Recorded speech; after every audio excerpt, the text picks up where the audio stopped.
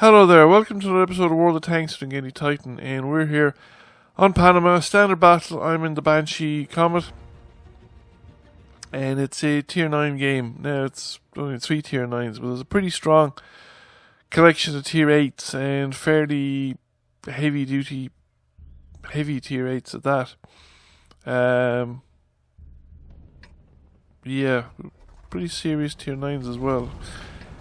None of them I particularly want to be facing up against on my little Comet. Now, I decided that lately people aren't they're not playing sort of Westfield or Panama, which are very similar maps in the kind of the way that I expect. You see a lot more variation, and most of the time it doesn't work, but you're kind of better off not going too counter to the way the team is playing. And it seemed to me that the team wasn't crossing over to contest the Northwest. So I thought, well, especially since I was bottom tier, that I wouldn't get involved in it either, because you could go up there, yeah, and you could scout out enemy tanks, but sometimes when you're up there, particularly in the Panama version,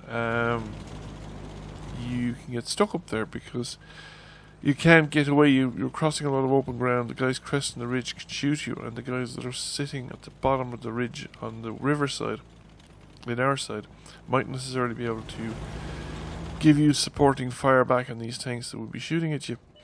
So I thought I'd come down here into this location or somewhere around here. The idea is to put pressure. If people come off the ridge line to attack the central ridge, the hills, to attack the ridge line on the river valley edge where our guys are camped, then I'd be in a position to provide supporting fire to people crossing the open ground.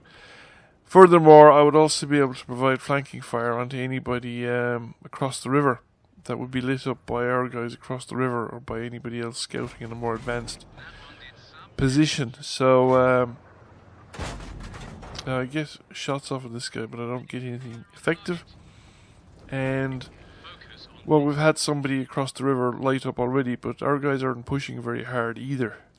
This tank isn't going to push vision deep into the eastern side of the map from this location, but at the same time, the difference between my sort of edge of view range and my detection range isn't that great, so I don't want to push into a more forward location. I'd prefer to more or less remain where I am, because I can exert influence in view range actually over both sides of the map, although I'd say that Pantera is outside my actual view range. Other people are spotting that tank for me, people along the edge of the map. So far, I've been managing it. I have good camouflage skills on this crew, so I have been managing to be located in this bush without being spotted so far. And well, there are enemies showing up, so I'm able to take advantage of that, and I've gotten a few hits out of it. And there is the P-44 Pantera making a run around the back of our team, and he is in too low a location for me to fire. I can spot him doing it, but not necessarily fire in his position.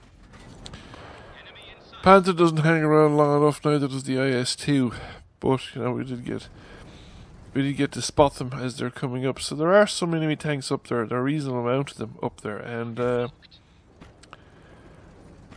I'm not getting much else from my current location, so it might be time to actually consider moving. We're 3 tanks up. We haven't actually taken any losses ourselves at this point in the game, but we're very defensively deployed. Even in the south, we're very defensively deployed. We have a bunch of tank destroyers back. We have 1 heavy tank pushed forward, and there's a heavy tank to the southeast of me that's pushing forward all right, but he's a heavy tank. He's not going to necessarily see very far. He's going to have to rely on or wait for somebody to shoot him before he knows whether they're there or not. And I have some medium tanks near me, but most of my support's going to be coming from across the valley, and even that guy now that's just shown up on the riverbed can't see from here. But as soon as I move out of the bush, I get spotted, so there's somebody probably in the hills above that spotted me. But that limits my progress forward. I can't risk the ridge line while I'm spotted, so I'm going to wait for the spot to go away, and then find suitable bushes to come up into so that I can see across. And immediately I do, there's a scorpion spotted. I get the credit for the assistance damage, and there's also another scorpion much further back that I've managed to spot, as I just advanced out of the bush there into another bush that was very conveniently in front of that one. So now that we have started to spot enemies like that, I'm going to advance into another bush to see if I can get better view on the enemies, and also it'll encourage the rest of our team to actually start pushing forward, because there's no tanks really close to them.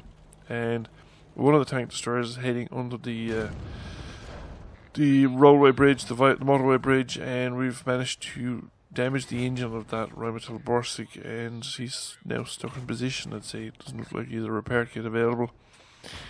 So we're putting round after round. I think we've probably tracked him now as well, and another round. And we missed, and somebody finished them off. So that's pretty good as well. Now we've managed to lose a tank, finally. But we're 6 tanks up at this point in the game, so things are looking pretty strong there from our side. And so far, I haven't lost any hit points. So I peaked the ridge here. I spent too long doing it, and I'll take a very solid hit from the Ag Tiger. That will teach me not to spend so long looking around myself when I go across a ridgeline like that. And because I'm spotted, I'm still spotted, I think, by that Scorpion, and he has put another hit into me now. I've left me on very little hit points, but he's down there. There's a tank destroyer closing in on the riverbed, and there's another one closing in on the ridge, on the hills to the east of that Scorpion as well. So he's going to have enough in his plate. Hopefully without shooting me back at this point in time. Just trying to keep hidden from the other tanks that are around the place. And I took a guess there as to where he's currently located, and it turned out I guessed right. Got the hit in, and somebody's put the final damage into him at this point in time.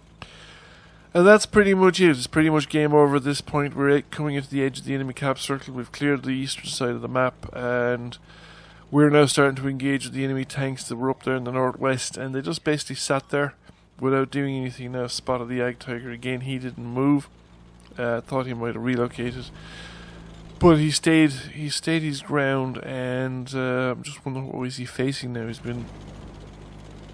a heavy tank moving in on him, and he's moving around to the heavy tank.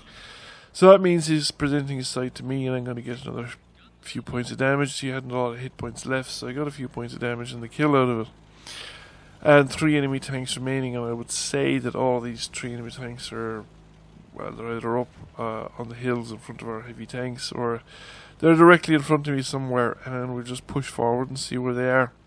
Now there's only 2 tanks remaining, and I still don't have a line of sight to either of them because they're both around the edge of the hill.